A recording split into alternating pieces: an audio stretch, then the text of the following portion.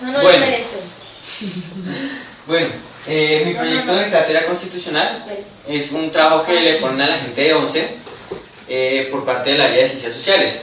Este trabajo trata de hacer de que los estudiantes, aprovechando pues digamos de que ya pasan de un entorno juvenil, de ser niños, a un entorno más adulto, a enseñarles un poco sobre lo que es la constitución política, las normas y leyes que rigen nuestra sociedad, y digamos que enfocarlos más a que ya en el futuro participen más políticamente por su propia cuenta, no tanto por digamos que la forma de pensar de los familiares, de la gente que los influencie y todo eso, que la gente tenga criterio propio y digamos que puedan participar políticamente de la forma que ellos quieran, ¿sí? Eso es básicamente mi proyecto de cátedra constitucional. Aquí pues tengo una presentación que tenía que hacer explicándoles más o menos sobre lo que era la constitución política, su historia, los aportes que nos da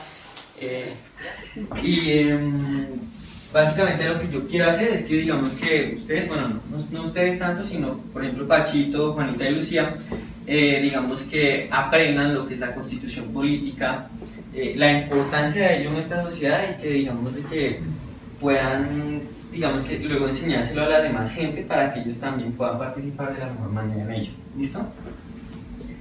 Entonces, bueno,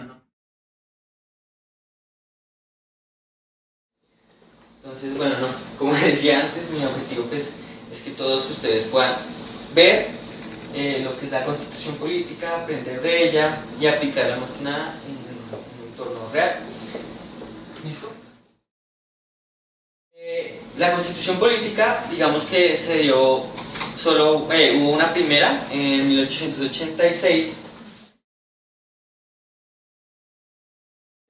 Bueno, el tema es de que digamos que esa constitución política se había hecho para organizar Colombia como un estado social, presidencial, de tipo centralizado.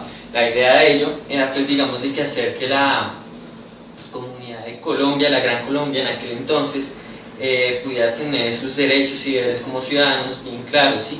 Que la gente pudiera saber digamos a lo que tiene derecho, a lo que digamos que el Estado les ofrece por el hecho de ser ciudadanos, ¿sí?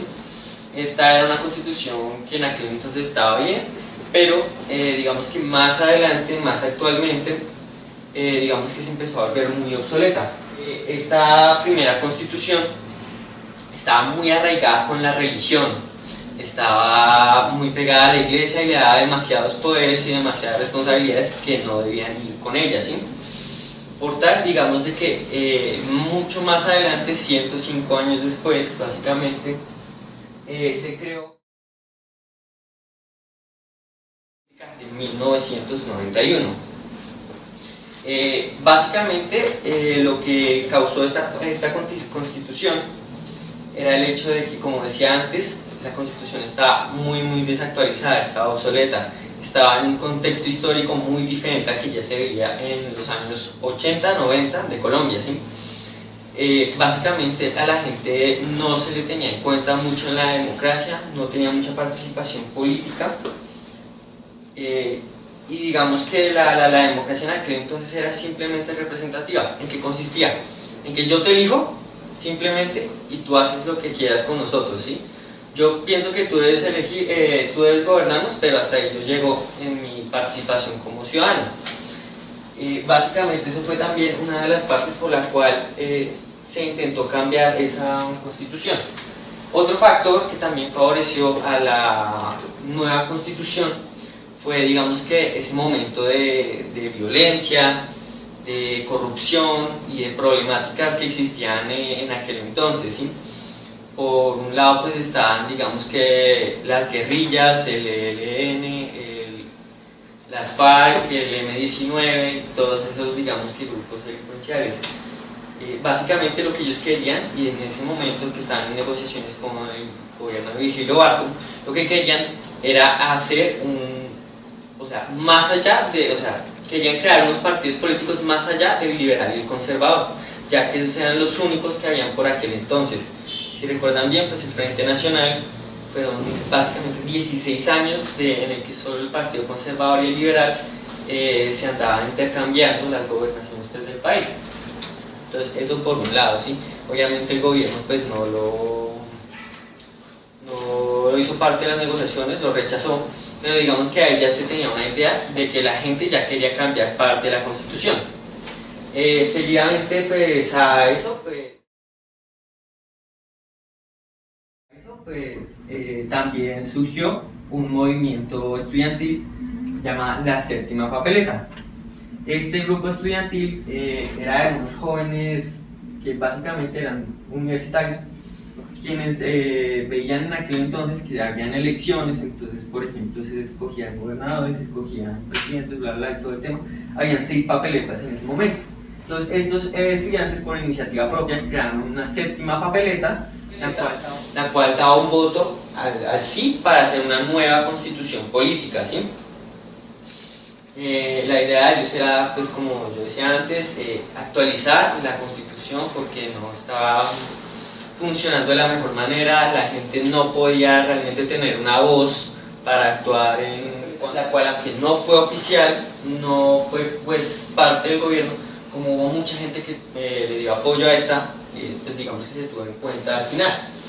Finalmente, pues debido a que 2,8 millones de personas decidieron decir sí a la séptima papeleta, la gente, pues el gobierno realizó una asamblea constituyente, nacional constituyente, la cual pues digamos que tenía la labor de realizar esas nuevas leyes, esos nuevos derechos y digamos que todo eso que hace que como ciudadanos podamos ser mucho más que simplemente los que eligen a los gobernantes y podamos ser realmente quienes tienen el poder de cambiar nuestro entorno y pues la forma de cómo vive nuestra sociedad.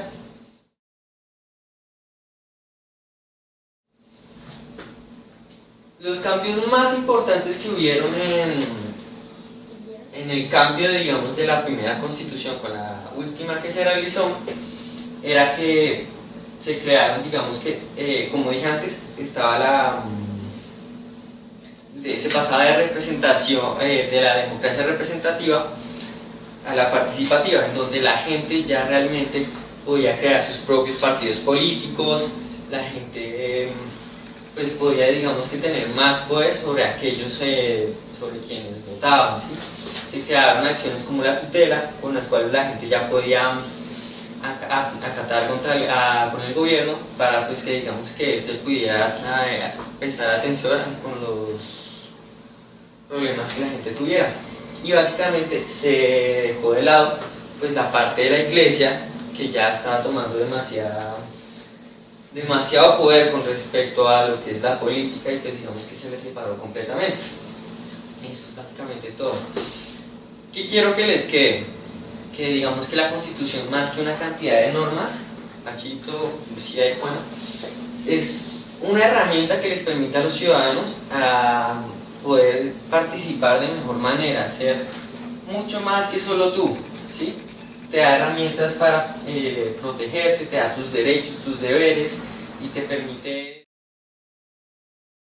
Mi presentación, espero que pues digamos de que puedan aprender bastante, la apliquen, se la enseñen a los demás y que no la vean solo pues como un librito que vayan a utilizar en ciencias sociales.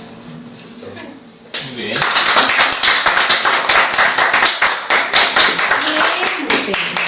¿Dudas? ¿Gente? ¿Dudas? A ver. Lo de la tutela, yo no sabía que eso había aparecido en la Constitución. Pues sí, Sí, eso fue parte de la. Sí, y creo que esa es una figura en las que todavía funciona, es efectiva. Sí, para bien y para mal. Para bien y para mal, pero es una herramienta para muchos. muchos. Todos los servicios de salud funcionan a partir de tutelas. Todo lo que es de cáncer que utilizamos Para los servicios de salud principalmente, sí. Pues es para la muerte, Sí. Para hacer valer los derechos. Entonces, los sinvergüenzas por eso que para senadores, bien y para que no mal. quieren ir a la cárcel ponen tutela para que les hagan ¿cómo es que dicen eso? La esta del amparo, que para que no se Muy bien, Teresita.